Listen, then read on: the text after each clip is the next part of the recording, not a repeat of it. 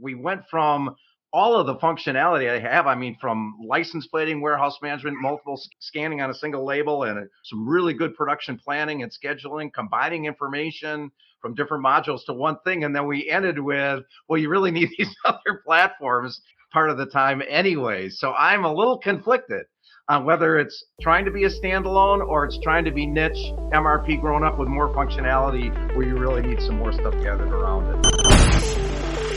Growing a business requires a holistic approach that extends beyond sales and marketing. This approach needs alignment among people, processes, and technologies.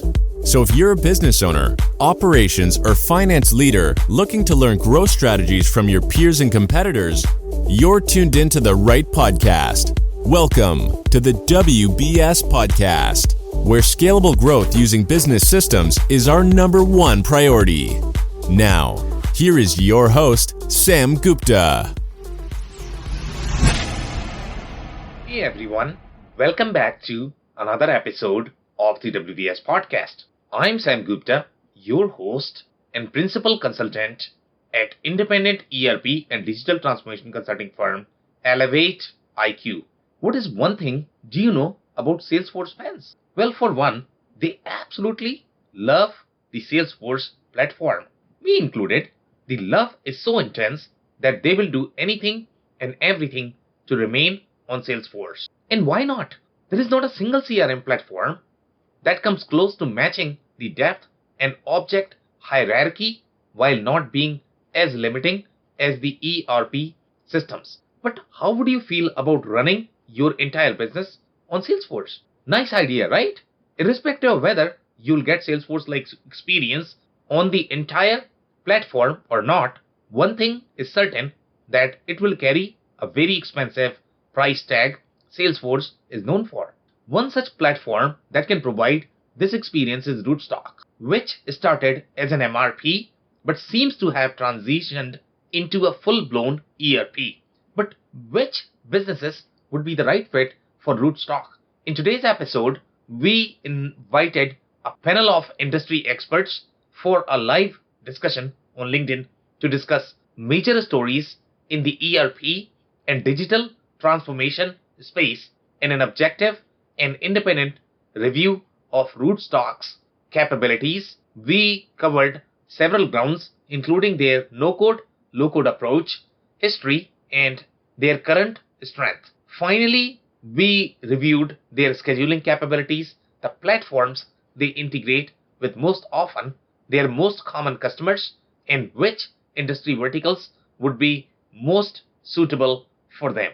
With that, let's get to the conversation. Hello, everyone. Welcome to today's show. And if you are joining for the first time, this is part of our industry series for which we meet every Tuesday at 5:30 p.m. Eastern.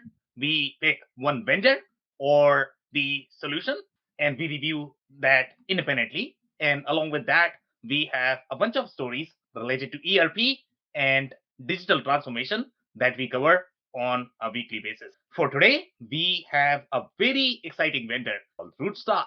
And you may not have heard of this, but if you are part of the Salesforce ecosystem, I'm sure you know them because they are very well known in the Salesforce ecosystem. So we are going to review how they are overall in terms of their ERP capabilities. Before we do that, we are going to start with everybody's intro. I am going to start with my intro. If you don't know me, I am Sam Gupta. I am principal at Elevate IQ. I've been leading ERP and digital transformation engagements for roughly 20-ish years. We have done a lot of work in the Salesforce ecosystem. Rootstock, we have come across in several locations, not a lot, because they are not the primary ERP vendor. As part of the Elevate IQ, we are an independent ERP and digital transformation consulting firm, and we help our clients with the ERP selection, ERP contract negotiation, business process re-engineering, enterprise architecture, business architecture, as well as the ERP implementation. On that note, I am going to move to Phil for his intro. Hi, Sam. Hi, everybody. Phil Kerper with Business Solutions here in Wisconsin coming to you. Hopefully everybody's doing good today. At Ringling, we help executive leadership teams align their core business processes with digital transformation. I come from several decades in the C-suite, been involved in a lot of ERP implementations, certainly familiar with Salesforce and familiar with this platform as well. So looking forward to it, Sam. Okay, amazing. Thank you so much for being here, Phil. Dave, can I ask you to introduce yourself next? Sure. Thanks, Sam. Hello, everybody. My name's Dave Chrysler, and I own an operations consulting business working with leaders in the manufacturing, construction, and cannabis spaces to help them create the systems they need to grow their business. And I come to you with more than 20 years in manufacturing operations, helping to implement many ERP systems. So thanks for having me, Sam. Okay, amazing. Thank you so much for being here, Dave. Andy, can I ask you to introduce yourself next? Thank you, Sam. My name's Andy Pratico. I've been involved in ERP software for manufacturers for 4 decades. I've worked all over North America. I've worked with about 1,000 manufacturers, I think, in my career. And I've also seen a lot of failures. So I wrote a book on helping companies how to evaluate and uncover the truth about ERP system before they buy. Thank you so much for inviting me, Sam. Okay, amazing. Thank you so much for being here, Andy. And before we start with the first story for today, if you are joining in the audience for the first time, we review your comments and questions.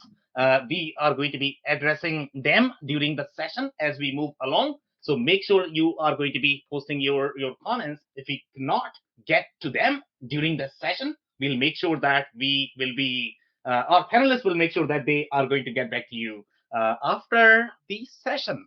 On that note, I am going to start with the first story, and the story is coming from our friends at Apicor. And Apicor, as we know, every session that we have done so far, they seem to be acquiring a lot of companies. And what they are doing right now is, they are really trying to fill those strategic holes in their portfolio to become the enterprise software company the way other companies are. For example, let's say if you look at Infor has the complete suite, whether you want to build the best of breed architecture or whether you want to, get just the ERP suite. They have offerings for many different customers. Every customers are going to have different needs. That's exactly what Apicor is trying to replicate, especially under the new PE management, which is a very positive sign. I really like the way Apicor is acquiring the companies right now. There are 3 companies in the market that are really aggressive at this point of time with respect to their acquisition strategy. Number 1 is going to be Apicor. Number 2 is going to be Aptean. And number 3 is going to be ECI. Okay, Epicor and Aptean, it seems like they sort of know what they are doing. Aptean, I'm not too sure to discuss that. The next story is from Aptean. So in case of Epicor, what they have done is they have acquired a company that actually does the analytics. Okay, and this is going to be slightly more no code, low code analytics. And in this particular case, the company name is Grow Incorporation. So the whole idea of this add-on is going to be, before this, what Apicor used to do is they used to partner with a bunch of partners. They are going to be doing a lot of BI on top of Apicor. That's going to be dollars for every customer that they go for. Now, what they can do is they can have the pre-built data analytics on top of your ERP. So you are going to have the ERP reports. You might have 200, 500,000 reports, depending upon the size of the ERP.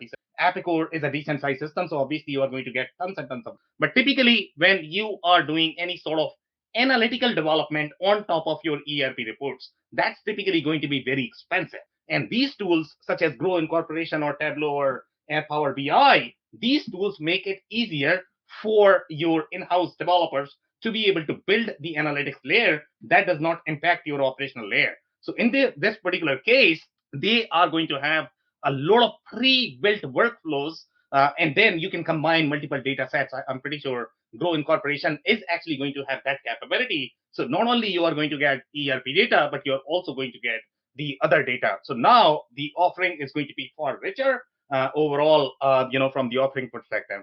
Infor was already doing this. They already had Burst as part of their portfolio. every vendor, you talk about SAP, Oracle, the major ones, they all have some sort of BI tool as part of their portfolio. Epicor was the only one who did not own the BI tool. So now they have the BI tool as well. So in this particular case, grows low code BI product aimed at average business users. Obviously, that's a sales pitch. But seems like it's easier than other BI tools. That's what they are trying to claim. And although it has capabilities for more complex data analysis by data scientists, combines data integrations, data warehousing, and visualization tools that enable users to create analytics reports. For data sources, Grow includes more than 150 pre-built data connectors. And these are going to be the data connectors that are going to be touching your third-party system. It could be your WMS, it could be your HCM, it could be your CRM, depending upon where you are getting the data from. They probably would have all the popular ones. But this is not going to feed anything inside your ERP. This is only for study, okay?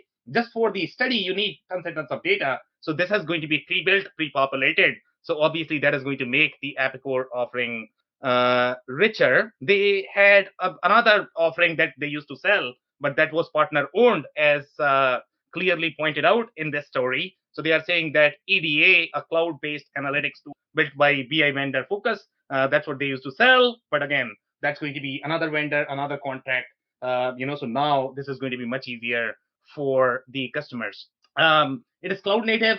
That's what every vendor is going for. We have seen that in case of Bright Pearl that Sage acquired. Every single acquisition that we are seeing, nobody's acquiring any legacy vendors unless they are acquiring them to kill to gain the market share. But it's very rare to see the acquisition for the legacy vendor. It's that cloud native space is what everybody is trying to grab, even though their underlying offering, the original ERP offering, may not be as cloud native. So here, the low code ease of use is a huge advantage. That's what they are saying. You don't necessarily need a SQL developer. But again, I think the way these platforms are constructed, you probably would require some sort of SQL knowledge, but they are easy to pick up. Again, any sort of analytical tools are probably easier for most, business. They can easily figure that out as opposed to messing up with your ERP system and the master. And some of the analysts mentioned here, they are really agreeing with this, that no, I mean, this is the place. The couple of things that they mentioned, and obviously Eric Kimberling's name is mentioned here, and he has mentioned three different trends. Move to best of breed system. That's right. That's the trend that we are seeing in the ERP industry. Evolution of low code application. Not too sure. In some cases that may be applicable, but not for everything. Low code has a place, but not everywhere. And increasing focus on data and analytics, I think that could be all over the place as well. But I do agree with the move to best of breed systems. No, I think that's pretty much it. Do you guys have any comments? I can take those or move to the next one. I I was think just it's going to say, interesting Sam. that Oops, go Cindy ahead. Jutras is saying, it's great that they can embed their applications for smaller companies, but then not so much for customers that decided to go with the bigger BI names like Tableau. I mean, why does that discount them not using Epicor's new? So here is my take on this. So when you have the pre-built workflows, and even though however easy they make it sound that this is going to be business developers that are going to be doing this and this is going to be a no-code tool, you still need that, you should be able to analyze the requirements. You should be able to figure out, okay, what data you are trying to retrieve, how you are trying to retrieve. So when you have this all pre-built, you don't have to put that work. And that's a lot of savings for companies that typically what they do is after they implement ERP, the only thing they do is write the analytical code in the reports or in the spreadsheet or whatever they might be using. So in my opinion, I think that's a huge value if they can do the pre-built workflows, pre-built dashboards that can be easily modifiable. And, your dashboards are going to be far more easily modifiable than your ERP reports in general. Phil, you had a comment. Yeah, it was kind of related to that. The low code thing. It's almost, we covered a lot last week. It's almost to the point of a buzzword that you're not sure if it really has meaning. It sounds great, but developing BI, and this looks like a great idea. I think this is an excellent move for them. But you still, to your second point though, you still have to lay your process flow of what information you're trying to get and what you want it to look like when it comes to the dashboard. And that can be done on a very advanced spreadsheet, or it can be done on a planner, but you still got to get that plan done in order to make Tableau or any of these work. And I'm not sure where low code fits into that conversation, to be real honest with you. Well, so typically the low code conversation is going to be here. If you want to build these reports or the analytical dashboard, then you need to know at least the SQL language, right? So you need to hire the SQL developers who can develop these dashboards. So now the low code conversation is going to be easier. In case of BI, low code is useful. And the reason for that is, irrespective of how much damage your business users are going to do in the dashboard, you are not hurting anybody. The maximum what could happen is your analytics is going to be wrong. That's okay. Okay, at least you are not actually killing your ERP. Because if you are going to do this in ERP and they don't know what they are doing, you will end up re-implementing your ERP because they are going to mess up with your master data. And once you actually touch your master data, we all know how that goes. So that's an excellent distinction. That is really a worthwhile distinction. Amazing. All right, guys. Do you guys have any other comments? All right, so I'm actually going to move to the next story. And the next story is actually coming from our friends at Aptean. And we just discussed Aptean. I'm still not sure what Aptean is doing. Maybe they have figured out their strategy.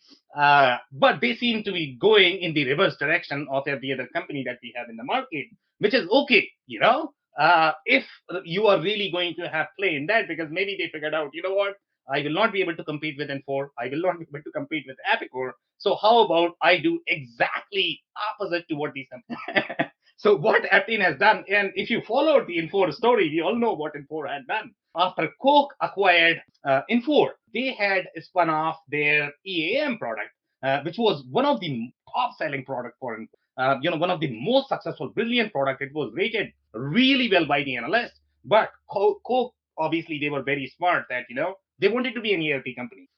They didn't want to be an edge company because there is a difference. There is a distinction. Now, company as big as Infor, obviously, they want to go for larger deals.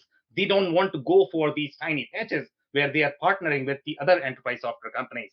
But here, in case of Aptean, what they have done exactly opposite to what Infor had done. Meaning they have launched their CMMS product, EAM product in 2022. Can you believe this? Okay. So today, Aptean, a global provider of mission-critical enterprise software solutions, announced the launch of Aptean EAM, an all-new cloud-based enterprise asset management. Now, here, through a single platform to manage work orders, automate approvals, track spare parts inventory, again, very standard EAM functionality, schedule preventative, maintenance, assign appropriately skilled labor, and conduct mobile compliance inspection. The system simplicity supports rapid deployment while the user-friendly interface promotes high user adoption. Here, they are also saying that the intuitive and modern user interface simplifies maintenance operations and gives plant supervisors real-time visibility into work. Again, nothing special. This is the standard EAM functionality. Now, let's think from the Aptean's perspective. Maybe they did not really have the EAM, as part of their portfolio, and they are also trying to integrate all of these products together. The way Epicor is approaching the market, the way Infor is approaching the market. So maybe they didn't have that. As we know from Aptean's session, their target market is that food and beverage, the process verticals. That's what they like to go after. They have a lot of presence. Their products do really well, especially two of them, Aptean ROS, Aptean Process Pro. And I think, Andy, if I remember correctly, just for food or just food? What is the name of that? Just food. Yeah. Just food or something like that. Yeah. So that is another one. And I think that is the add-on on top of Microsoft Business Central. But overall, they really like to go after those GTC and food and beverage vertical. That's where they are trying to create the market. So now EAM, when you think about this product, it's a very deep manufacturing product. EAM is typically used in very discrete centric situations. They are also used in the food and beverage sector, larger ones. I'm not sure if the smaller ones are going to be using this a lot. So it's a very interesting move that they are launching the EAM. And I don't know if their goal is going to be to integrate or focus more on the mid-to-man managed product, or really this is for the food and beverage vertical. But this is a very interesting move. They got, I think WMS, TMS, recently. Now they have EAM. So obviously they are trying to fill all the holes in their portfolio as well. I can take any comments on this story if you guys have anything. Otherwise, I can move to the next one.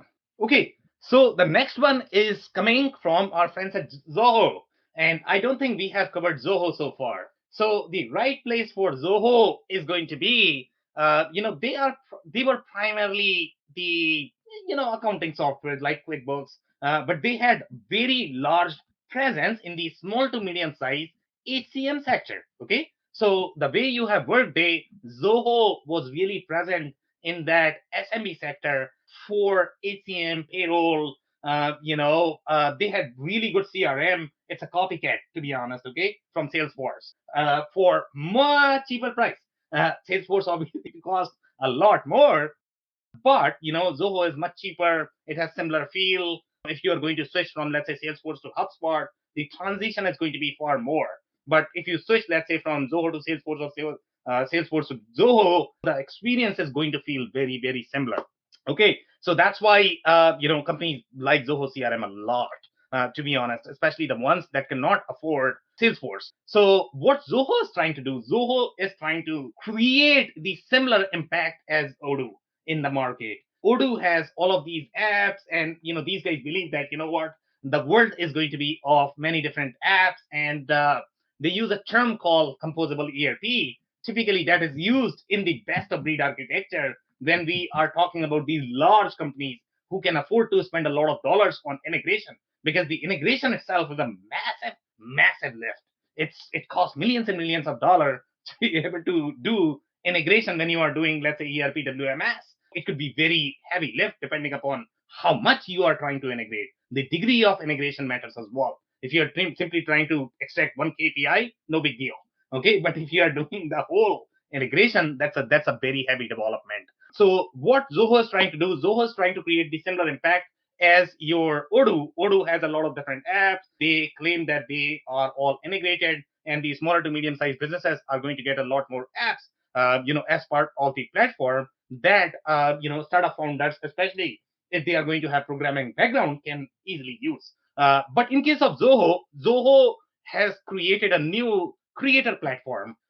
So the creator platform, their claim is that there are going to be two kind of platforms in the no code space. One is going to be very IT focused. The second is going to be very business. Okay, you don't sort of have the blend of both. And IT processes, if you actually look at the core development processes, okay, if you're doing any sort of integration development on top of your ERP platform as well, you need to make sure that you are following IT processes. Otherwise, it's going to fire back. Okay, there is a reason why IT processes exist, because they have been designed to support your enterprise grade systems. I mean, it's not just a website that you are trying to create.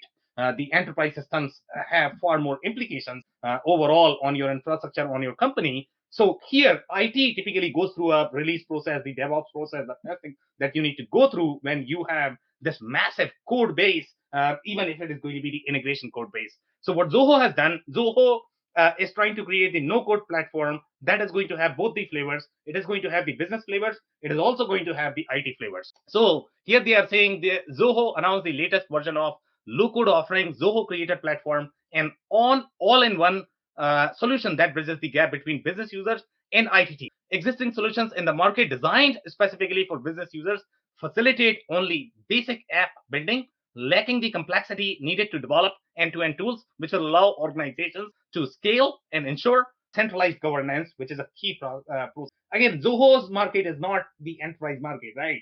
It's playing in a very small business. They don't really have as much funds to be able to develop, but they are trying to bring the governance piece, which is exciting, but I don't know how much development capabilities they are going to have in that small space. So here they are saying Zoho Creator Platform supports all levels to build, manage, integrate, and analyze for a complete low-code experience, enabling 10x faster development than any other solution.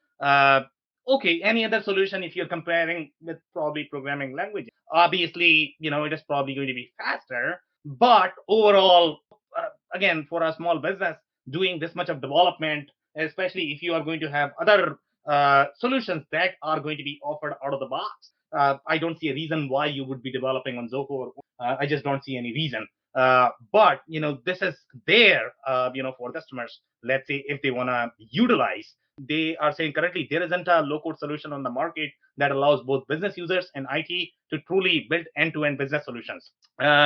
Here they are saying Zoho's creator platform combines application development, integrations, process automation, business intelligence, and analytics into a single platform, while simultaneously enabling IT teams to effortlessly manage security, compliance, governance challenges. Here, Phil, we were reviewing the no-code BI aspect from Apicor. Now, these guys are saying you can do business intelligence as part of this platform. You don't need a second platform.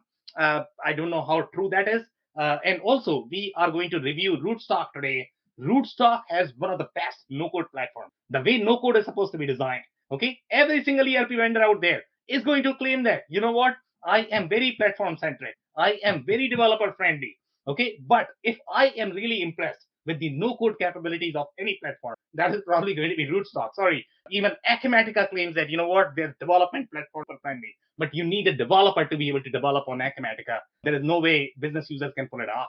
But today we are going to review these screens, how the no-code platform really looks from the business user perspective. I think Salesforce has done that really well, and obviously Rootstock is built on top of Salesforce, and that is probably the reason why everybody likes Salesforce as well as to some degree Rootstock as well. Okay, if you guys have any comment, I can take those, or I can move to the briefing session for us. Okay, I'm not hearing anything. So Rootstock has a very, very, very interesting story. Okay, obviously they are part of the Salesforce ecosystem. We all know that every vendor out there is trying to create their own sort of guarded architecture, the guarded ecosystem. Their goal is going to be to make sure that they are able to sell a lot more Salesforce license. So obviously Salesforce has their own way of funding the company in their ecosystem. Salesforce has something called Salesforce Ventures. They are always funding developers, the apps, the marketplace, that can come up with the innovative ideas so that companies don't move from the Salesforce ecosystem. Now, obviously, Salesforce ecosystem is very crowded as well. There is no question. There is a lot of overlap overall in terms of how the apps are designed, what options are available inside Salesforce ecosystem. Some of the ERP solutions that we have as part of the Salesforce ecosystem is going to be number one, the bigger one, the Financial Force. That is a much bigger company than your Rootstock. Financial Force is they position themselves as ERP, and Financial Force actually competes, head to head with companies like Workday as well as SAP. If they are looking for a financial solution, meaning purely from the financial perspective, so these are going to be the companies that are going to be, let's say, in the professional services space, or the companies that don't require the core inventory, the MRP, the operational functionality that is going to be part of your legacy, the traditional ERP. So those are going to be the companies that choose solutions such as Workday, which has the HCM and your financials combined. You have Financial Force, where you get one of the best CRM, Salesforce plus Financial Force, which is actually going to do your accounting. When you are going to be using, let's say, Salesforce plus SAP, obviously SAP's goal is going to be to cut Salesforce loose. So obviously Salesforce is going to make sure that nobody gets in their deal, and that's why they have created the financial solution called Financial Force. Now, Rootstock's journey has always been in the form of an MRP. They started as the MRP solution on top of Salesforce. They never wanted to compete, let's say, with Financial Force, because Financial Force already had the accounting. Also, there is another company in the mix called Compliance Quest, and they are very, very, very deep in quality, compliance, and any of the regulatory standards. In fact, they are much bigger company than Rootstock. Okay, so they do very heavy compliance for the companies that are going to be in the Salesforce system. For example, pharma, med device, they utilize Compliance Quest a lot because Salesforce is going to have that key CRM functionality that they require to make sure that if I have a medical device, let's say if I'm allowed to sell in the US, but I am not allowed to sell in Japan, I want to make sure that I am able to limit that as part of my CRM function. Now that becomes a very critical. Now these are FDA regulations that you have to comply with as part of your CPQ process. So that's part of your CRM functionality that you need to comply with. So obviously, Compliance Quest plays a very important role because these processes are going to be inbuilt as part of your CRM functionality, but they do carry over, in the your operational and the other functionality that you are going to. So Compliance Quest is used a lot in the medical device, in the pharma space. Now, what Salesforce is trying to do, they want to make sure that their ISVs are not competing with each other, right? So obviously, Rootstock did not develop the financial functionality for a very long time. So if you actually want to create an ERP on top of Salesforce, you obviously need to get Salesforce, extremely expensive.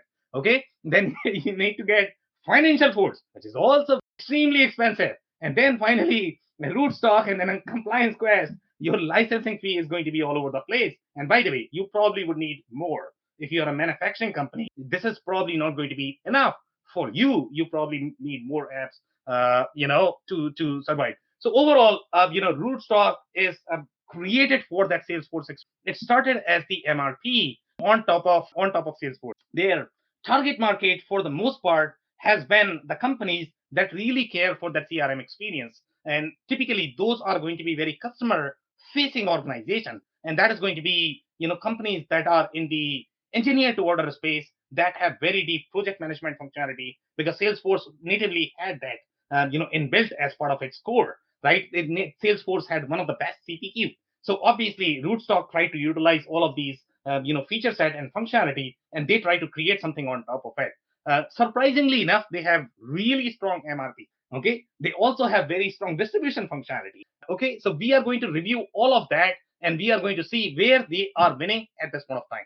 Personally, I have competed with them, or participated in deals where they were present. They participated in a lot of food and beverage deals, which was shocking for me, to be honest, because if you look at the product, they are not really food and beverage solutions. Okay, but they used to, and I don't know if they were afraid to compete with the discrete solutions, but they have a very strong solution, to be honest. Okay, for the discrete market, but for some reason I never saw them in the discrete deals that we were sort of participating. The other, we are going to review this. They are also targeting the cannabis business for some reason, which is slightly more process centric. Food and beverage, all of the verticals that we are going to have are going to be discrete, but just one vertical is going to be cannabis. So we are going to review all of that. But from the briefing perspective, did we cover everything that we typically cover for Rootstock? Dave, Phil? Yeah, I think so, Sam. Go ahead, Phil. I was just going to add to that, Sam. I'll be really interested in this next half hour plus here, how they fit, because I think you covered it, and it's I had a chance to evaluate these guys. We didn't end up going with them, but like you say, they were trying to fit a niche with MRP, and now that they're expanding out a little bit, I'm just very interested to see how they fit with the other solutions that really have to be built around them in order to take advantage. Yeah, honestly speaking, when I look at the solution, it looks really rich. I was surprised. I mean, I just didn't know that it was going to be this rich, but the solution looks very rich. And I was trying to find out, okay, what are going to be their patches? Because if it is going to be this rich, then why are they not competing with companies like Infor or Epicor, which obviously they don't compete, and obviously there are shortcomings right now. If you look at the product, I mean, it's not going to be comparable with Infor or Epicor. But this is a great solution if you really love Salesforce. You want to do everything inside Salesforce. So we are going to review that. Sam, and I don't recall seeing, you mentioned about them showing up in some of the food and beverage engagements that you've been a part of, but I don't recall seeing that as one of their industries that they highlight. Exactly. Yeah, that's my surprise as well. The only industry that is closest to food and beverage is going to be cannabis, as I have mentioned. But I think they are trying to target more of the distribution, retail centric, the cannabis, not really the manufacturing. Because I just didn't see any sort of, formula or any functionality that is going to be applicable for the food and bev business. But for some reason, they were competing in food and beverage. I have no idea why. Yeah, I've always had the impression that Rootstock was obviously success as being off the coattails of Salesforce, but their functionality regarding a manufacturer is more to long-run, repetitive type manufacturing. That could be true as well. We are going to review the capabilities. Yes and no, I would say, because my understanding is that I think they do really well in the building material space. The reason why this is their sweet spot is, number one, they have really strong CPQ, which is a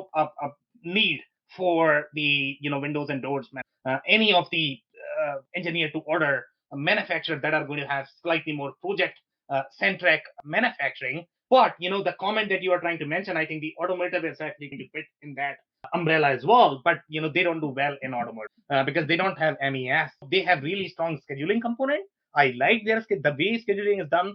I would say this is one of the best so far that I have seen. The way they have done these, so they might be able to work with the the custom manufacturing space and the custom shop. And Andy, I think your next comment is going to be, which is your favorite comment, which is going to be, can you create a part without part number? If you can do that, then this is probably going to be really beautiful solution. I don't know if that is possible because this is the MRP solution, as you know. I just could not find any information if you are able to do that in Rootstock. Obviously, a lot of ERP systems struggle with that.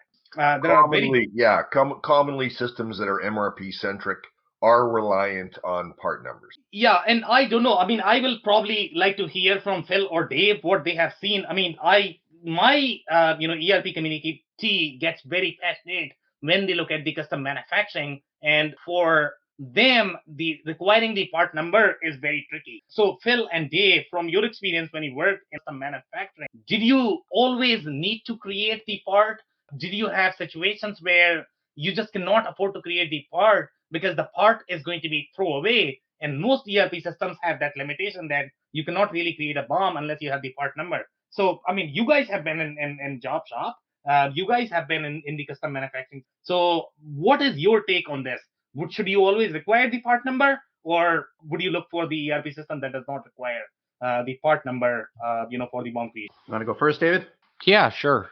Thanks, Phil. I would say from my perspective, depending on the situation, I could make an argument either way, right? If you have a situation where you don't have the ability to create the part number, or you don't need to for whatever reason, and you want to treat it as like a pre-flush situation, I would say in some situations that's okay.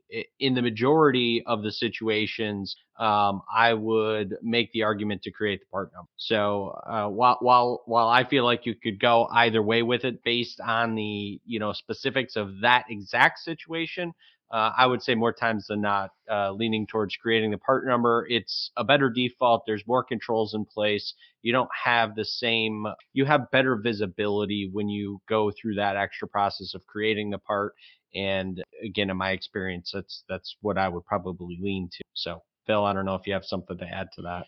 Yeah. So if you're building to project or building to order, there has to be some control number at the end, a project number. There's a number out there anyway. So I kind of echo off. There'll be a project number. Agreed. Yeah. So if that's all you have, so if you just say that's all you have is a project number that you built these individual SKUs up to for whatever was needed on that project, to me it comes down to a lack of control. And I think David mentioned that. So downstream, do you want to be able to recreate that? Do you want to be able to understand the costing of that on a decent way of doing it? And I personally think yes, you do, unless it's a very small job shop and you're just running job ops or something just to run your job shop. But I think you do want to have that be a part number for traceability, for return, for warranty, for recall, for redoing the similar things that you did on that for a future job. 100 reasons, better costing, better control. You should have a part number. Do you need to have a part number to be in business? No, you don't. You can not do it, and you can still be technically in business and moving forward. So Andy, I'll let you push back on any of that. I agree with both of you, and Sam for that matter too. It depends on the specific environment. If they are a true ETO one-off manufacturer that does not make the same thing again, then it's a waste of time. If they do plan to be making that again, that product or the subassembly sometime in the future, yes, and you do want a part number. But in those environments where they do one-offs, it's nice to have the alternative where you don't have to have the part number. Okay, guys, so just from my sake, I mean, I have been kicked out from the premises of a company because they felt that I did not understand how their business, to be honest. Okay, I have a real story. So here, and I can understand their emotions as well, why they kicked me out. So they kick me out, and this is the business that Andy is talking about. So these are the ETO companies where they are going to be manufacturing, for example, signs. Okay, when you are in the sign manufacturing, each sign is going to be unique. Each sign is probably going to have the unique manufacturing process. They might have a little bit of template, but for the most part, they are going to be very unique. So in their case, their argument is always going to be in the estimating and quoting. That when I'm estimating or quoting a sign, I don't even know if I'm ever going to produce. So why am I creating this part number in the ERP system? But at the same time, these are the companies that really care for the previous estimates. If you ask any engineer, okay, who has any experience with the ETO estimation, here is what they are going to say. Give me all your previous estimates. Otherwise, I have no ability to be able to estimate this. Okay. So how are you going to find the previous estimate if you don't really track that as the job or as the part number? We all know you don't just need a part number to find historical information. These are relational databases. Yes and no. I think the costing, when your costing is going to be tied to your part, the estimations are going to be tied to that. There is a lot that goes on, I guess, at stock, and we are going to find if they have any sort of indication if they can support that, because it seems like the solution is really designed for custom manufacturing. At least that's how I perceived, their solution. So here they are saying, you know what, Rootstock is a modern cloud-based ERP solution built on the market leading Salesforce cloud platform designed exclusively for manufacturers, distributors, and the supply chain organization. I think they are the second ERP company that have really used the supply chain organization word. The first one was QAD, and the reason why QAD was using it because they had a lot of vendor collaboration functionality. They also had international trade management functionality, but obviously Rootstock is not going to have all of that. But they have used the supply chain term, so obviously they are going after the community aspect that Salesforce is trying to invest their dollars in Slack. So obviously that's going to be far richer communities overall from the vendor collaboration perspective. That's what they are trying to go after. I found very, very, very unique elements in this ERP, and that is products as a service. Okay, I don't know whether you guys are familiar with an industry called subscription box industry. Okay, that's part of your e-commerce. So in case of e-commerce, if you are trying to buy something as your e-commerce purchase, that's your traditional commerce. But the subscription box business model, what they do is, hey, I am buying a bottle of milk every week.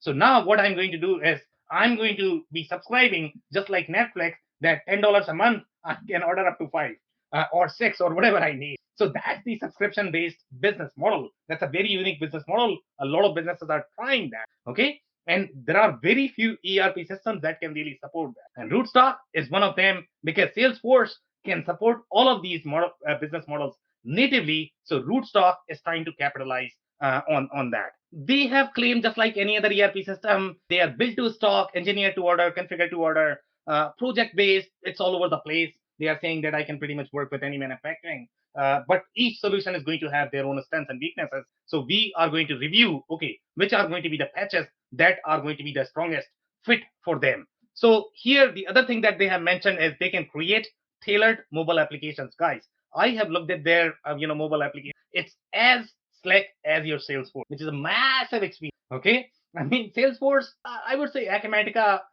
apps are pretty good. I have personally used them. Acumatica could be the closest that is going to be closer to Salesforce, but obviously Salesforce is one of the best, because of their object hierarchy, the way the native, mobile experience we have as part of your Salesforce. I'm pretty sure NetSuite is probably going to have similar. So any of the cloud native platforms are going to have the native mobile experience. But in case of Rootstock, their app is one of the best. Okay, you don't need another WMS system. They can do that natively, which is commendable.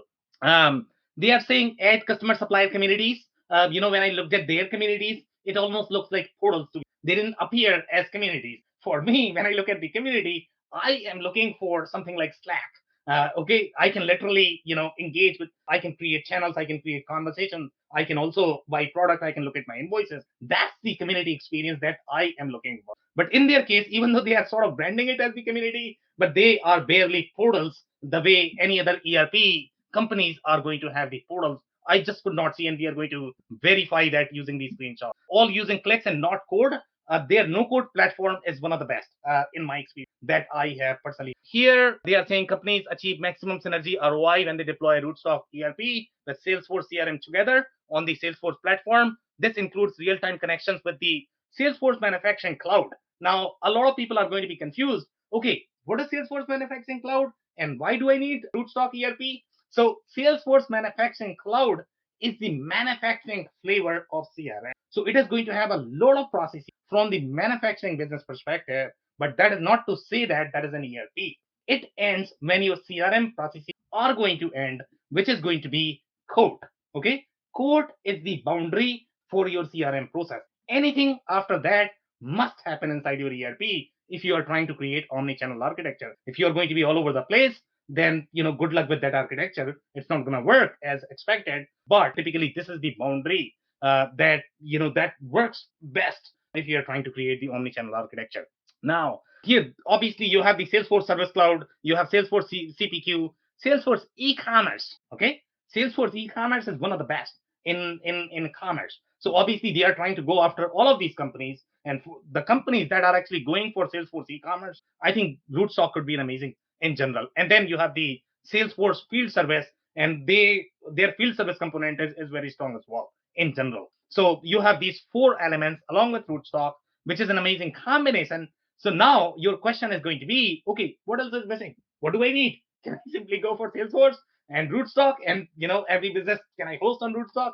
That's exactly what we are going to review next. What is going to be missing overall from the ERP portfolio? I can take any comments, but here from the industry perspective, from if you look at the functionality, obviously it feels that they can probably work with most manufacturing, but they have identified just some verticals where they have won the logos, and that's probably the reason why they have identified only those verticals. So here they have aerospace and defense. Guys, one of the things that we have noticed, the clear differentiator between Appicore and Enforce, okay, is the quality module. That's also the differentiator between your Acumatica and NetSuite. None of them really own the quality module, okay, because they are not trying to go after these regulated verticals, which requires quality module, because quality is going to be your central piece of the process. So here they rely on a vendor-owned add-on, which is going to be Compliance Quest, to be able to do the quality. They don't have the quality built as part of the platform. So aerospace and defense, if you actually click on that, then you are going to see, okay, quality, Compliance Quest. So now that's add-on, that's not native, right? So they are not going to be as strong on the aerospace. Now, when we look at the cannabis business, in my opinion, I think that's an outlier. Okay, they should not be targeting cannabis, because their product is not really designed for that, unless these cannabis businesses are going for the commerce experience. They are going for, I don't know, CPQ experience. I mean, I don't know why they would go for that. Maybe there are businesses that care for CPQ functionality in case of cannabis, but it doesn't seem to be a fit. Engineer to order is the right fit for Rootstock. Job and machine shops, that's a very interesting vertical. There is a lot of competition in that space. The way they do the inventory is very different. Here we are talking about, I am very strong in MRP, and the job shops that I know, they don't do any MRP whatsoever. They don't do MRP. They don't understand what inventory means. No. Tell me something, Sam. Are you saying that Rootstock does have a quality module or does not? Does not. Okay, so it's a bolt-on or whatever the case. But does Acumatica? Acumatica does not own the quality module either. Oh, it's a bolt-on as well. It's a bolt-on as well. Enforce obviously owns their own. Does Appicore? Appicore does not own the quality module. It's a bolt-on. Okay, gotcha. They own the MES component. Yes. Again, correct. The patches that they are trying to target, they are not trying to target the regulated one, because their solution is slightly more distribution centric. When you are going to have business that is going to be manufacturing plus distribution, a manufacturing solution is not going to work. Okay, when you have core manufacturing, deep in manufacturing, that does not work in distribution. It's a really bad fit, and that's where your quality is going to be really important for those businesses. So there is a clear distinction between the market, the way market is structured, and the patches that these companies are trying to target. So here you have the medical device manufacturer, and if you look at the manufacturer, it's the same thing as the aerospace and defense stuff. Right? Exactly, and same thing as automotive too, for that matter. Right. So the only reason why they are able to rule the medical device manufacturer, because companies that are using Salesforce, They are most Yeah. likely using Compliance Quest, and Just Rootstock is trying to go after them. Hey, you right. already have 2 products from my portfolio. Makes Can I sense. buy one more? Makes sense. Okay, that's how they are trying to penetrate. But from the product perspective, medical device manufacturing is probably not as great fit. Just because they are not going to have all the bells and whistles. From the ERP perspective, the only reason why they are buying is because the CRM processes are so strong that they probably would require the Salesforce and Compliance Quest. And then they are thinking that I'm already on to, how about I take one? Sam, I have a question. Yeah. I have my own opinions and I won't offer them right now, but what's the value or the benefits of an ERP that includes quality versus one that requires a bolt-on? Well, so it's very subjective, right? The way you think about your processes. But the way I like to personally think is what is the critical success factor, okay, in terms of your business? Is quality the critical success factor? If that is the case, if that is make or break for your business, you better have your, vendor own that code, because tomorrow, let's say if Epicor or, Rootstock is going to lose the relationship, or if they are not able to maintain the integration that is going to be required, because you still have 2 different databases, you have 2 different contracts, you have two Yeah. different vendors, you are We've talking seen to that them. happen so many times. Yeah, exactly. Acquisitions, whatever. Yeah. Exactly. So there are a lot of different moving parts. So your preference should always be to go for the vendor-owned codes. Vendor-owned code meaning OEM-owned code. So the publisher that is providing the ERP system, the most code they own, the less risk you are going to have overall from your ERP implementation. But that is not to say that that is the only choice, because the vendor-owned code could be really bad.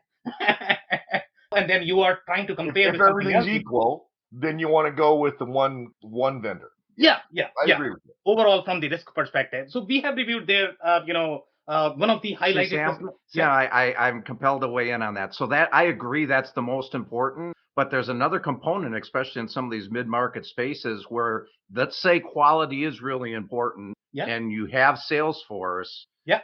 The other weighing on that is that if you buy a best-in-class quality module, Yeah. that would be better than if Rootstock tried to get into that and put it native on their system, and that's not really what they're good at. Absolutely, assuming the integration is clean. So right? That's my you got comment 2 is going to be, databases. You know what the situation is. people don't realize how difficult an integration could be, to be honest, Phil. Okay, I live this space, so I know how hard integration is. Sometimes integration is harder than building the ERP because the way the communication flows are going to work, the way your source of authority works, the way thinking process. Okay, it's just a nightmare. But Sam, the marketing brochure says it's easy. Exactly. That's why I'm not in marketing, right? Okay. But Sam, you said it right though, right out at the gate. Just to not disagree with you on the core point.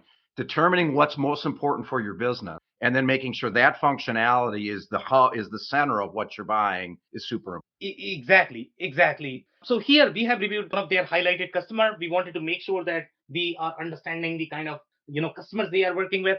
For the most part, they are really small in general. So when you look at the offering, when you look at the overall screens, it feels as if they can do a lot to be okay. They have multi-company functionality. I just could not find anything that they cannot do. So sometimes it's sort of shocking for me. Okay, can it work with anybody? Then why are they not winning in those spaces? So then if you review the customer, okay, look at the customer size. So when you are going to review that, that's very small. And if their highlighted customer is going to be the sort of on the smaller side, then most likely that's their play. That's their spot. It's not going to be very large companies in general. Well, it's really interesting that, first off, 16 employees. That's amazing they can afford Salesforce. 36. Oh, 36. Yeah. Oh, pardon me. Oh, yeah, 36. Well, still, it's pretty small. But complex manufacturing, 36 employees, that's usually not in line. Yeah. Unless it's all subcontracted. But companies do have, they pay a lot of money to Salesforce, and that's why Salesforce is making a lot of money in the market. So companies are fine paying it to Salesforce. For some reason, they don't like to pay to the ERP. That's the reality of the market. Yeah, you're dead on with that. Yeah. Okay, so here we are going to review their screens, and I always like to look at the information architecture, the way their information is organized on the screen, because that dictates which businesses are going to be right fit for this ERP solution. So here, this is a pure Salesforce experience. You can clearly see this is, Lightning. Obviously, Lightning is amazing. There's no question about that. So you have the PO line. it's not going to be as limiting as some of the systems that we have reviewed. Next World, Odoo, as we have seen, they did not really have as rich functionality as Rootstock. Rootstock has far more organized architecture, the way I personally like to see in an ERP system. So this is going to be slightly similar to your Acumatica NetSuite. It has all of those organizational hierarchy. For example, if you look at the order status, there are multiple of them. You have multiple PO lines, you have multiple contacts. Some systems try to limit that.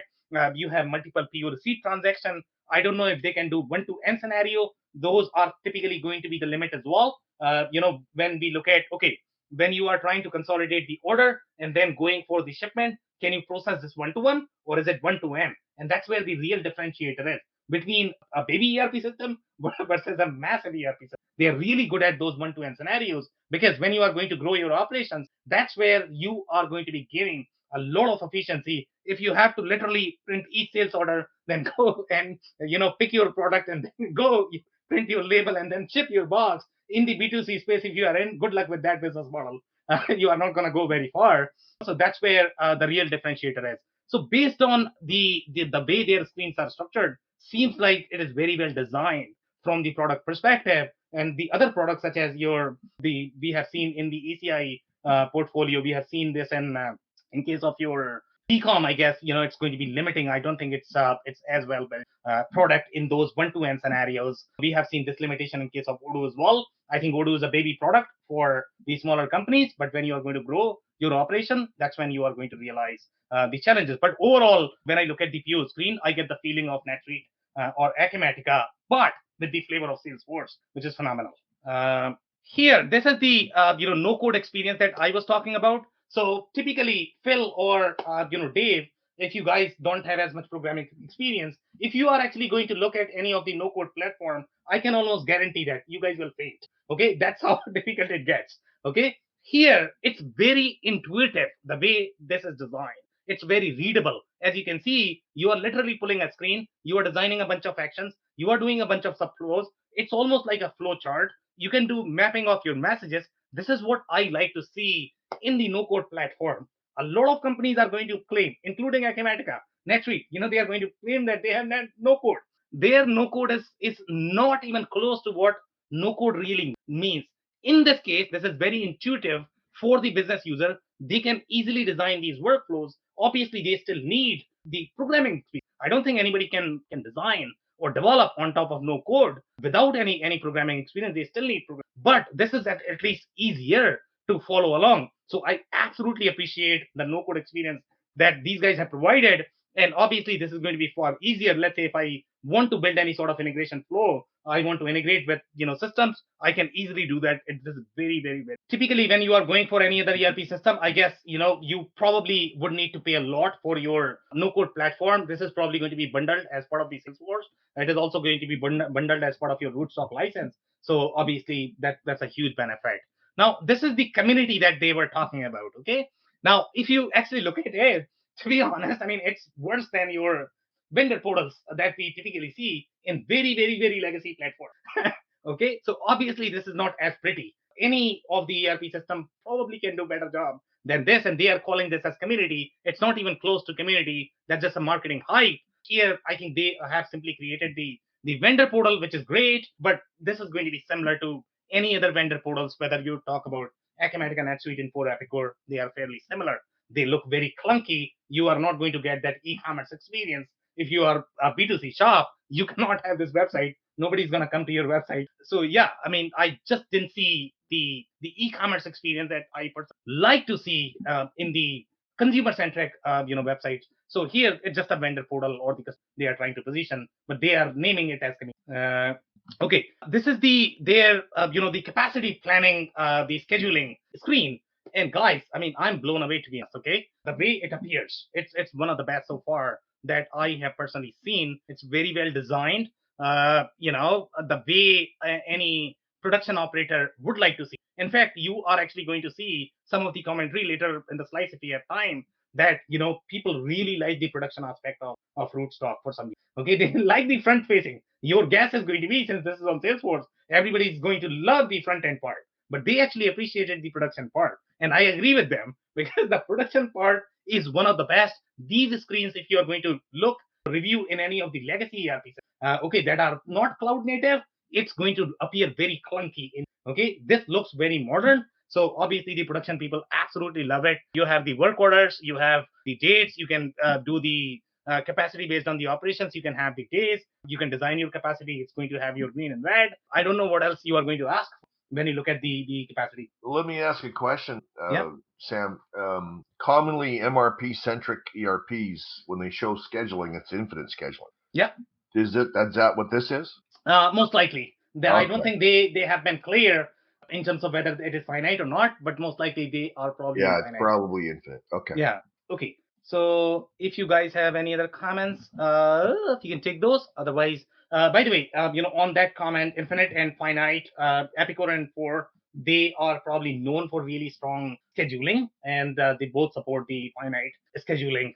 So obviously the systems that are really designed for lighter manufacturing, they probably are not going to have that. But I mean, the companies that are really strong in that, they need that because they need to make sure that they are really committing for the capacity that they have available, not just random capacity that is created out of thin air. Which kind of goes opposite to the previous screen where they were saying what types of companies they chase, because custom and engineer to order, and they usually need finite scheduling. Exactly. And right now we don't have enough data to be able to comment whether they can do that or not based on these screens. I'm not seeing it. Right. Maybe they have, maybe they don't. It's hard to. Yeah, I agree. Yeah. Okay. So here, one of the things that I noticed is, they have the change company or division, workflow. So that would say that, they are a multi-entity functionality. But when you are going to review the accounting features, they are not as strong in accounting because obviously until 2018, I think they were relying on Financial Force. They did not build the accounting. But then, when you are using add-on,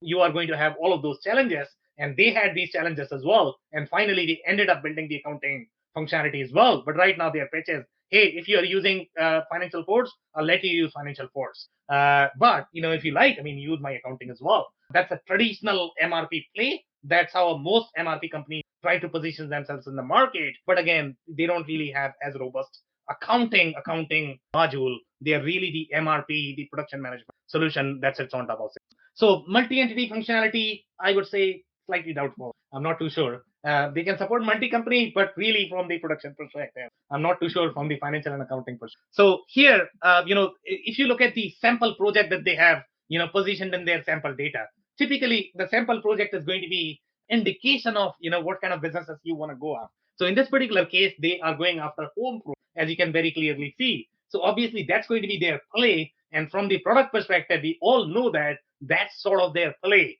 So they are going after these custom ETO, home builder, sign maker, companies. And that's why they have this project identified. And the product looks like as if it's really designed for, you have the ECN, you have the scheduling, you can, the way your order statuses are defined. You have the planned, firm, allocated, ready for activity pick list.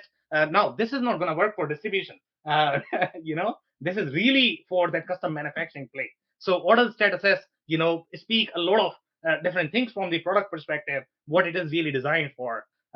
So if I were to review this is probably going to be a very, custom manufacturing and the engineer to order centric play. The scheduling, I think it's very, very, very rich too. Okay, I completely agree with your comment. I'm still not seeing but Andy, I do have a comment here. So total capacity, if you actually look at, you can set how much capacity you have available for each of the machines, but that's probably not the actual capacity for each of the machine. So I don't know if it is, infinite or finite, but you have a room to play in terms of doing those what if scenarios, in terms of your capacity. So I don't know how, but it's definitely far easier to follow. Maybe it's more targeted at projects, possibly, like work breakdown structures. Yeah, that's my perception so far. That's my perception. So they have the ECO master header, ECO master detail, engineering, item master, engineering item revisions. Obviously, these companies are going to have a lot of that. They have the BOM copy, indented BOM that you might not see in a lot of different ERP systems. Okay, and typically when you are copying the BOM, you're literally copying the whole a lot of simpler ERP systems. They just don't, because that's a very heavy lift overall from the operation, from the system perspective. So they have that, which is great. Anything else that you guys notice? Now, you are going to notice that they have the inspection tab here. Now, inspection could be perceived as And test too. Sorry, what's that? Test as well. They have Test and inspection. yeah, so I don't know if this particular piece of code is going to be owned by compliance class, because it's very hard to find out from the screen. Because what they could have done is they could have enabled these tabs, but that is actually sourced by a code owned by another vendor. I don't know. So it could be tricky unless you look at the contract, unless you look at how these things are, who really owns the code, unless they write it on a legal paper. It's very, very, very hard to find. Okay, once you start using the system, then only you will know who really owns the code. Because if you have to develop anything on top of it, then you are going to have a lot of vendor firefighting. They are going to say, hey, you are not supposed to touch my table. These guys are going to say, okay, you have touched my table now. You are not responsible for support. So it's going to be a lot of fun. Okay, so I am actually going to move to the next one. And this is the mobile experience that I was talking about. Guys, I am completely blown away. To be honest, I have not seen something like this. I mean, I think they have the QR capability, which is phenomenal. I mean, QR codes by itself, I mean, they can increase the efficiency of your warehouse by fivefold just by implementing QR code. You don't have to do that, okay? Because you can literally read them from very long distance. You can do crazy scenarios with QR code, but 90% of the businesses, they just don't know how to implement this. Here, you are probably going to be, scanning each of the code one at a time. QR code can store a lot of, information. So if they are able to do that, phenomenal. I have not seen inbuilt as part of any other ERP system so far. They have some very advanced functionality, such as lot expiration. That is also a slightly more advanced feature. So obviously they are working in that space. And the reason why they have the lot control is because the places where compliance quest is going to be, you require the underlying lot and serial number support. And sometimes in the pharma space, you probably require both. And there are very few ERP systems that can support both. Even the systems such as Acumatica, I'm not too sure about NetSuite. I think they are going to struggle. They can support only one number. Okay. I think I'm not. Say that again, please, Sam. I'm sorry. So in case of pharma, you require 2 or 3 numbers that go at least. Yes. So that is going to be your lot number. That is also going to be your serial number. Okay. So typically, a lot of systems struggle with that process, and that's why you have ERP systems such as BlueLink ERP in the pharma space that really dominate that space. The reason why they dominate is because these ERP systems struggle with having the serial number and the lot number as part of the same label that you are trying to print on a bottle. So now, I don't know whether Rootstock can do that, but since they are operating in compliance quest space, my assumption is going to be they can probably do that. The other problem that we typically see is the pre-assigned serial number, pre-assigned lot number. That is typically very limiting in a lot of different ERP systems. Don't have that. I think Acumatica introduced pre-assigned lot number, serial number. They did not have that. I don't think they can still do the serial number and lot number together. The way their screens are structured, you can have only one. In case of NetSuite, I'm not too sure. But that's a very critical piece of functionality for pharma when you are operating in those. Your ERP system is not going to work because you don't have the underlying plumbing. And then, a lot of functionality might reside in your spreadsheet, or, they might build the customer. The ERP system is not their need. Okay, so here we have the multi-company structure where you can do the drop down of multiple companies and division. It looks pretty, to be honest, okay, based on the way these chart of accounts are structured. But again, I don't know how deep this functionality is. Their GL screen looks very neat, but I would be doubtful if they are going to be as strong in the financial functionality as some of the other ERP systems, because their core was always that manufacturing, MRP, production. Okay, so we have some more screens here. This is the customer screen. Now, customer screen looks very, very, very slick. Okay, you have the warranties, as you can clearly see. You have the expired warranties. You have the serial number, date originally sold.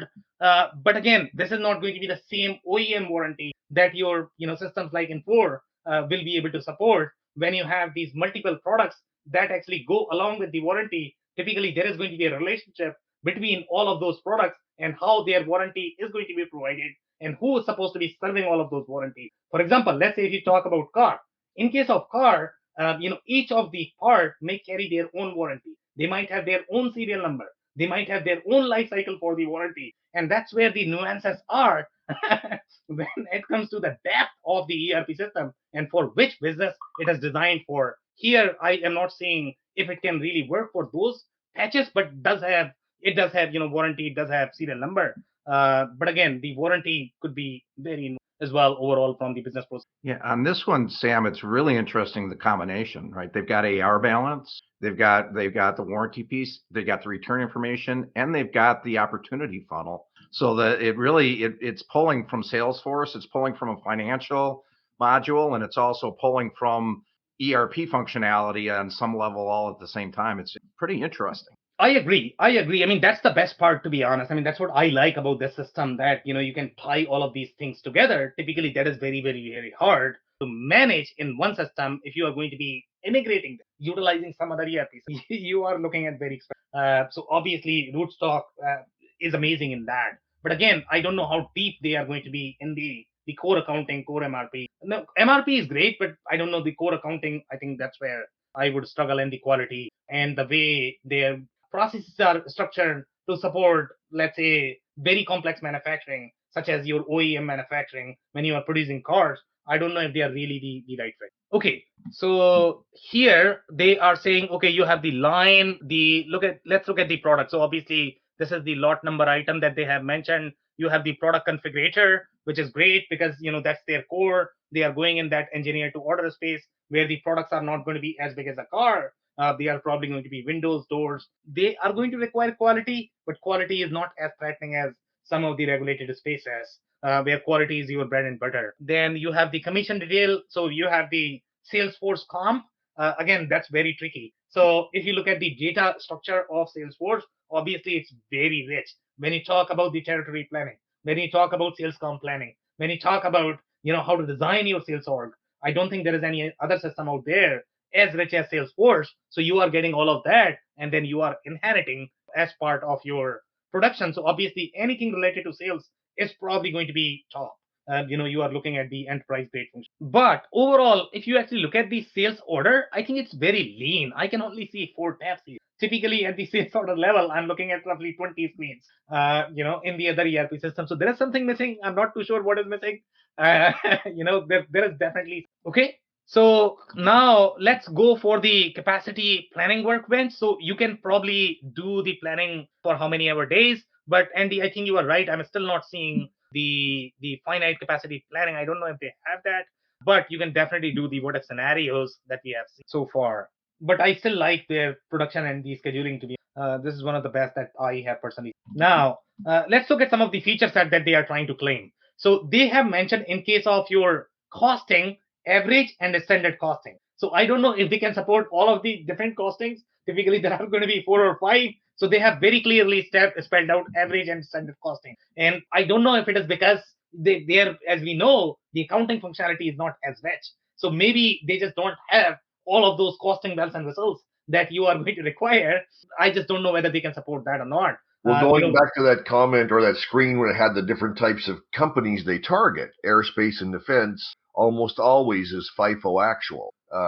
Average and standard, again, that kind of implies more product type manufacturing than customer ETO. Yeah, I don't know. I mean, maybe they wanted to sort of be concise in the marketing material. That's why they didn't want to mention everything. They might have, they might not have, but that could be one of the limitations. Overall, I think the limitation is going to be in those costing, accounting, financial workflows. That's not their core. They can say quality at the bottom there, Sam. Tricky. Okay, so when you are going to look at this, you don't know whether that is the white labeled product that they are trying to source from a vendor, or so they might claim that because they can sell on their papers because they might have an agreement with a vendor. But you need to really understand these arrangements. If you don't, then obviously you are going to be in trouble if they lose that relationship. And again, it requires a very expert eye to be able to find these. You really need to be able to dig into the code and screens to be able to find these things. Otherwise, you'll never know. Your vendors are never going to tell you unless you ask them to write them on the legal paper, which is very rare. Okay, so they have the subcontractor management. You are not going to find subcontractor management in a lot of different ERP systems, especially if they are designed for the distribution-centric businesses. This Rootstock, the way they like to position themselves, as you can see, they can do MRP and DRP. Okay, so that means they are trying to position for both of those. So I don't know if Epicor likes to claim MRP and DRP both. They try to carry two products. Okay, one for distribution, they still are carrying even in the cloud world, and one for manufacturing, because your manufacturing is never going to be the same business as your distribution. You might have a little bit of overlap, but manufacturing business is not same as your distribution. So here my perception is going to be that it's going to really work for the engineer to order. It's going to be really good fit for those commerce companies, distribution companies, but complex manufacturing, not too sure. Estimates, quotes, and the subscriptions. I think subscription is where they have real deep functionality. By the way, license plating, guys. Okay, license plating. I don't know. Acumatica may have that. NetSuite probably, not It's too usually sure. not found unless you have a true WMS system. Exactly. So these guys actually have the license plating, and again, their WMS, the mobile capabilities are very, very deep and very rich, and that's what impresses me about this product.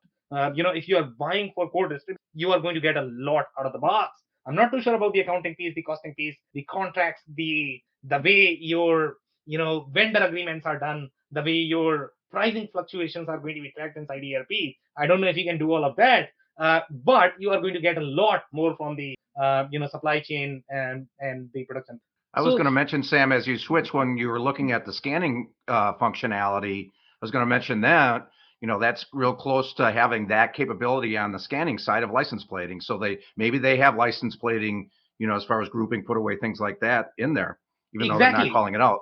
exactly. So our assumption is that they actually have the license plating as part of their core offering, which I personally have not seen in a lot of different. Okay, you require a WMS if you want to do license plating, and license plating for most companies, even if they are going to have very small, just one warehouse, most operations manager do require the license plating functionality, and that's probably the reason why if you actually go to SAP, you are never going to find WMS functionality as part of the core ERP. They don't even touch that. They don't even allow the scanning. I mean, even if you want to scan the barcode, you probably need the WMS add-on.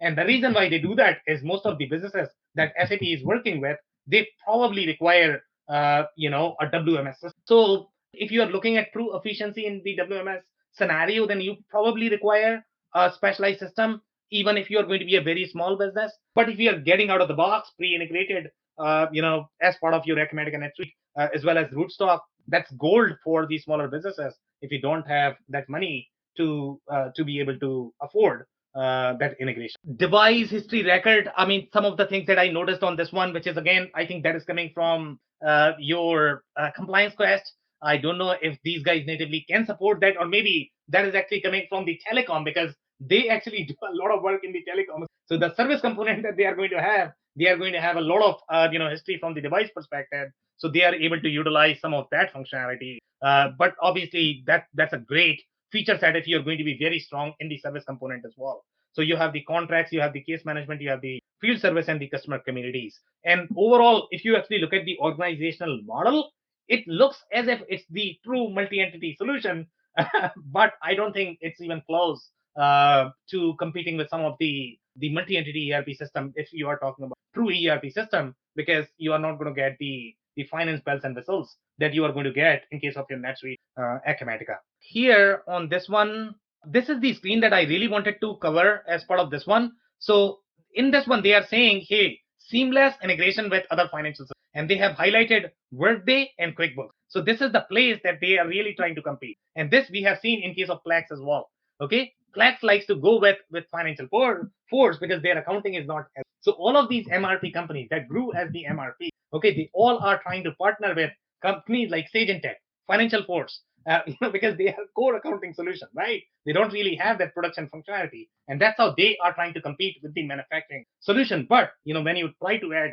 too thick add-ons, you are going to get a lot of challenge. So if you are getting one product in one box from one vendor, obviously that's going to be superior than buying two different products. In this particular case, they can integrate with one of the top systems, but again, you have the integration.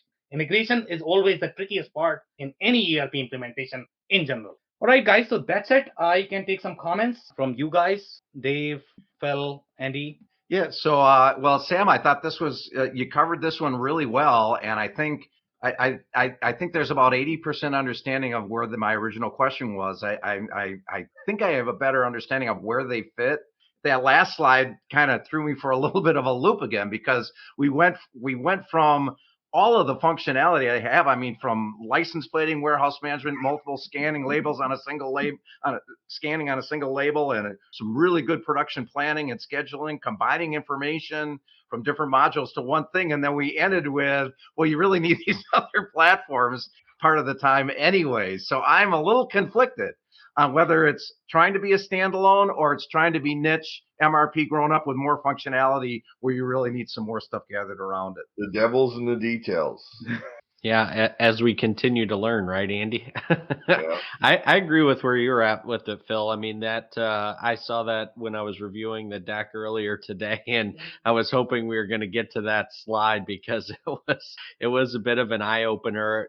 You know, the other kind of standout for me, and Sam, you talked about a little early on with their play in the cannabis space, and so obviously, you know, being interested in that vertical, I dug a little bit deeper into what their offering was. And I think you kind of hit it early on, where if they're strong on the distribution side, the one particular case study that they have illustrated specifically in cannabis is one of the largest cannabis, companies that's out there.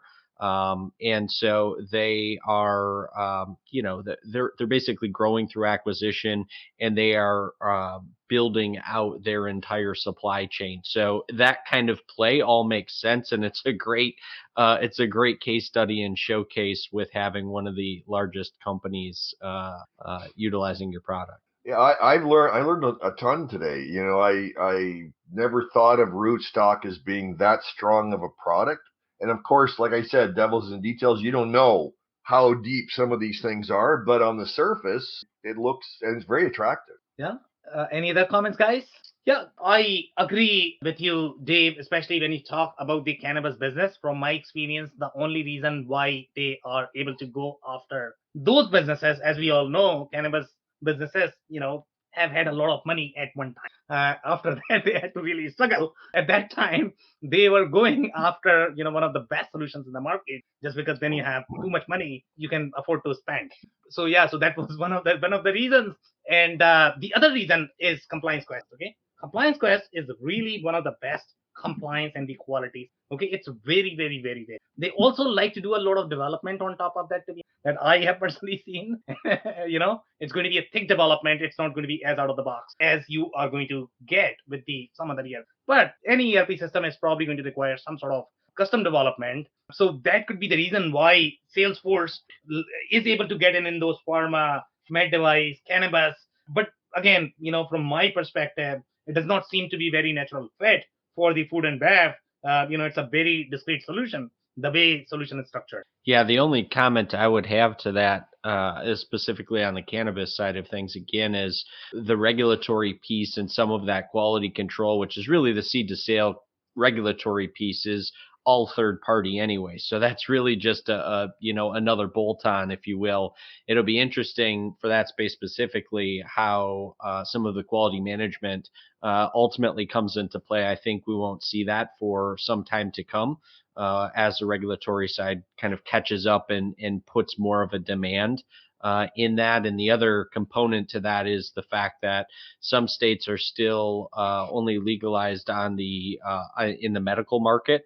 And so as you see this difference between what states accept medical versus recreational, I think you'll start to see all of that stuff change. So it'd be interesting in the long term to follow that specifically in the ERP space. I agree. Any other short comments, guys? We are close to our time. All right, guys. So that's a wrap. And again, I think Rootstock is a great solution if you are really passionate about Salesforce. You should definitely take a look at that. It has very interesting functionality, especially for the configure to order space. It could have very strong functionality even for distribution. But if you really care for that finance and accounting, make sure you are paying attention to who is owning what in terms of the quality as well as for the accounting.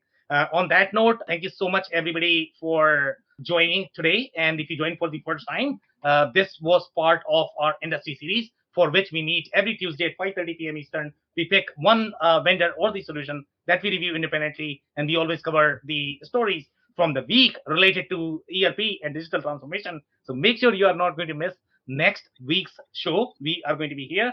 On that note, once again, thank you everybody for your time. Thanks, Sam. Thanks, everybody. Thanks, Sam. I cannot thank our guests enough for coming on the show, for sharing their knowledge and journey. I always pick up learnings from our guests, and hopefully you learned something new today. If you want to learn more about Andy Pratico, head over to essoft.com. It's ESSOFT.com. If you want to learn more about Dave Chrysler, head over to thechrysler.club. It's THECRYSLER.CLUB. If you want to learn more about Phil Kerper, head over to ringlingbusinesssolutions.com. It's ringlingbusinesssolutions.com. Links and more information will also be available in the show notes. If anything in this podcast resonated with you and your business, you might want to check other related episodes, including the interview with Shamaz Ruiz Earl, who discusses the core reasons for the low adoption of CRM systems among sales teams. Also, the interview with Daniel Engelbreston, who shares his insights into the demand generation strategies for new product development. Also, don't forget to subscribe and spread the word among folks with similar backgrounds. If you have any questions or comments about the show, please review and rate us on your favorite podcasting platform or DM me on any social channels. I'll try my best to respond personally and make sure you get help. Thank you, and I hope to catch you on the next episode of the WBS podcast. Thank you for listening to another episode of the WBS podcast. Be sure to subscribe on your favorite podcasting platform so you never miss an episode. For more information on growth strategies for SMBs using ERP and digital transformation, check out our community at WBS.rocks. We'll see you next time.